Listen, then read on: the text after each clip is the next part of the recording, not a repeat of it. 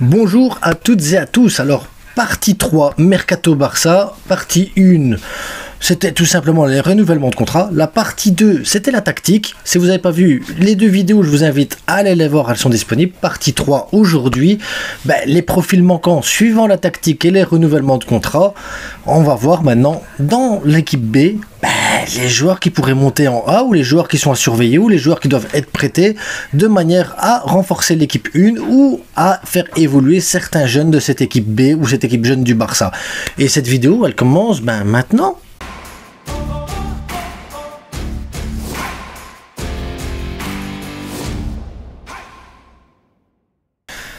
On s'abonne, on like et on partage. Partie 3 du Mercato Barça, les gars. Vous voulez des maillots? Vestiairestore.com, 10% de remise, code promo La Frite, livraison offerte. S'il y a des questions, vous pouvez les poser sur Instagram, sur Gmail. Mon Gmail est dans quelque part là sur YouTube, sur X, sur TikTok. Enfin bref, il y a moyen de me contacter assez facilement. Donc si vous avez des questions, n'hésitez pas.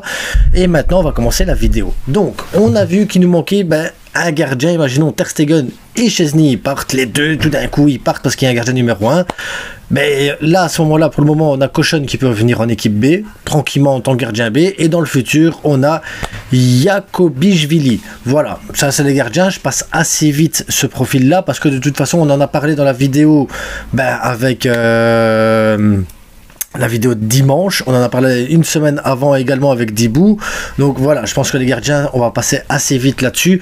On va surtout se concentrer sur le reste. Donc le reste, on avait dit à Roro, s'il reste, il faut pas renforcer. Tu vas chercher Cuenca de la B, il jouera quelques minutes parce que tu as suffisamment de joueurs en défense centrale. Donc il n'y aurait pas de problème avec ça. Maintenant, si Roro il part, Cuenca pour moi c'est pas suffisant. Il faudra aller chercher à ce moment-là un défenseur central. Il n'y aura pas le choix.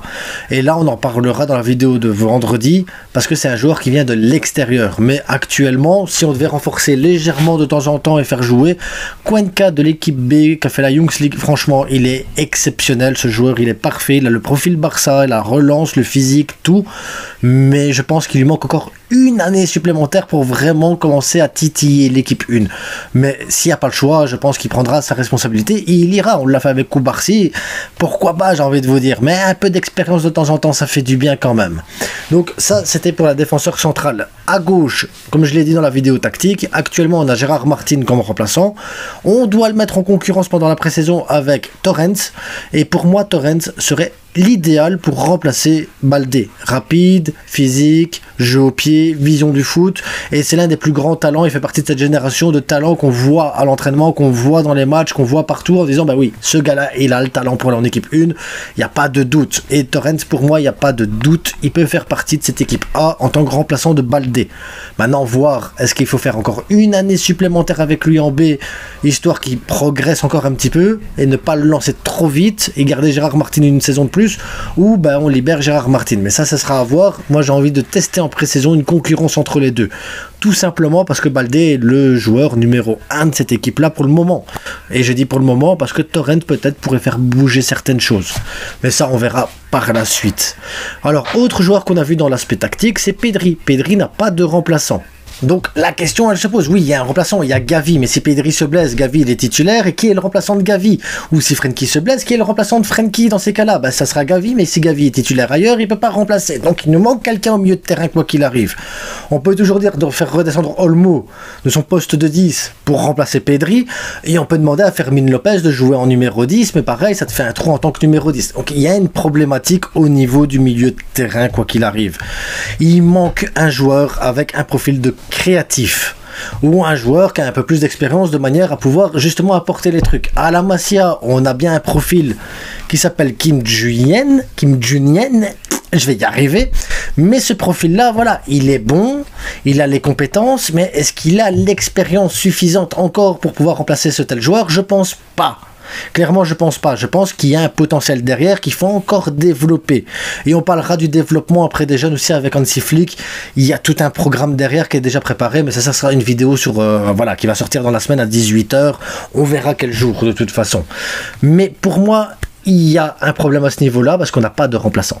on n'a pas de remplaçant Pedri. Maintenant, c'est pas l'urgence, parce que je vous dis, il y a toujours moyen de combiner, de trouver des solutions avec Olmo qui descend, Rafinha en 10 ou Fermin en 10. Mais à ce moment-là, il te manque un ailier. On parlera des ailiers après, mais un joueur comme Pedri, c'est essentiel. Donc, pour moi, à la B, il y a des potentiels, mais ils ne sont pas encore prêts. Et c'est ça le problème. Donc moi de mon côté je profiterai de la descente de Las Palmas pour aller chercher un Moleiro, mais on verra avec la vidéo de demain, avec le budget, est-ce que c'est possible d'aller chercher Moleiro, parce qu'il y a d'autres priorités avant, et quel est le budget qui va en sortir de ça, parce que pareil c'est un budget prévisionnel que je vais sortir, donc ça va être compliqué de pouvoir analyser ce genre de truc. Mais pour moi Pedri ne doit pas se blesser, c'est interdit, c'est prohibido, c'est voilà. Tu peux pas blesser Pedri, Pedri ne peut pas se blesser, mais tu peux pas prendre le risque de ne pas avoir de remplaçant derrière. Donc ça va être extrêmement compliqué à aller chercher, et extrêmement compliqué comme point, surtout qu'à la B, pour moi, il n'y a pas encore de joueur prêt pour remplacer Pedri.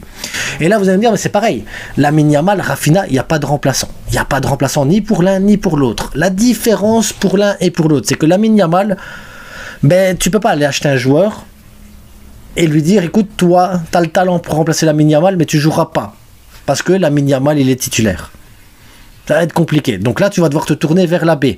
Et là, à la B, je ne ferai pas remonter le joueur de la B vers la A. Je le laisserai en B une saison complète.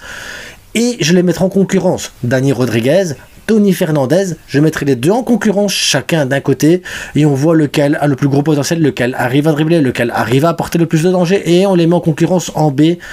Et on les fait monter à tour de rôle en A dès qu'on a besoin, de manière à pouvoir justement tester certaines choses. La cohabitation avec la A, le vestiaire, les échauffements, l'envie. Je les mets à l'entraînement également avec l'équipe 1, tous les deux, tous les entraînements avec l'équipe 1. Et pendant une saison, on les fait évoluer, travailler, et on les met en équipe A dès que c'est possible de les mettre en équipe A. Mais eux seraient les potentiels remplaçants de Lamine Yamal ou de Rafinha, parce que les deux joueurs peuvent jouer à gauche ou à droite, ce qu'ils trouvent assez intéressant. Mais c'est pas suffisant. Il nous faut quand même un profil pour avoir une doublure à Rafinha hyper intéressante, parce que Rafinha, tu peux le replacer dans l'axe, on l'a vu avec l'aspect tactique, et à ce moment-là, tu as besoin d'un ailier gauche, et là, ça va être la priorité également. Donc ça veut dire que pour moi, il y a des priorités qui doivent être maintenues. Le gardien, si Aroro, il s'en va, le milieu de terrain avec Pedri, parce qu'il y a un problème, si Pedri ou Frenkie se blesse, il y a un problème de profondeur de banc. Et de l'autre côté, il faudra faire attention aux ailiers également. Donc c'est des priorités qu'il faudra faire gaffe. Et là, on mettra un ordre de priorité pour le mercato et savoir vers quoi on doit aller ou comment on peut préparer l'été 2025 et l'été 2026. Parce qu'on en a parlé, Lewandowski, pareil, en faux numéro 9 une saison, ok, de temps en temps, il rentre pour dépanner, mais il va te falloir un vrai profil. Alvarez, Isaac, peu importe, mais il faudra qu'on en parle, qu'on discute dans cette vidéo qui sortira vendredi sur le mercato et les priorités du Barça, quel joueur acheter. Je mets quand même un petit focus sur Faré ou Xavi Espar, défenseur droit, au cas où ben voilà, il y aurait un souci avec Hector Ford ou un souci avec Koundé, et que derrière ben, tu te dis merde, Garcia ben, il dépanne déjà peut-être au milieu de terrain, tu sais pas. Je vais surveiller ces deux joueurs là la saison prochaine. Guillet Fernandez, milieu de terrain, je vais le surveiller également la saison prochaine, tout comme Kim Junien, je vais le surveiller également la saison prochaine parce que c'est des profils qui pourraient être intéressants pour le milieu de terrain.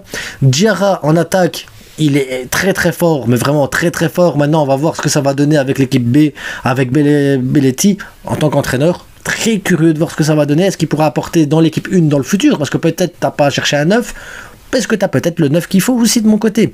Et Garrido, qui joue là actuellement, qui est capitaine de l'équipe B, je l'essaierai de le prêter à des équipes comme Las Palmas, comme le Betis, des équipes qui jouent au football, qui savent garder la balle et qui savent apporter dans la créativité. Parce que Garrido est un profil hyper intéressant, mais je le sens pas encore prêt pour jouer avec l'équipe 1 non plus, et puis son profil ben, ça ferait doublon avec d'autres profils qu'on a déjà en A, et ça me dérange. Mais après je pense qu'un prêt serait l'idéal pour lui. Il a déjà 21 ans, il a beaucoup d'expérience avec les jeunes, il est temps pour lui peut-être de prendre son envol en prêt. Dites-moi ce que vous en pensez, et on se retrouve demain pour la vidéo budget.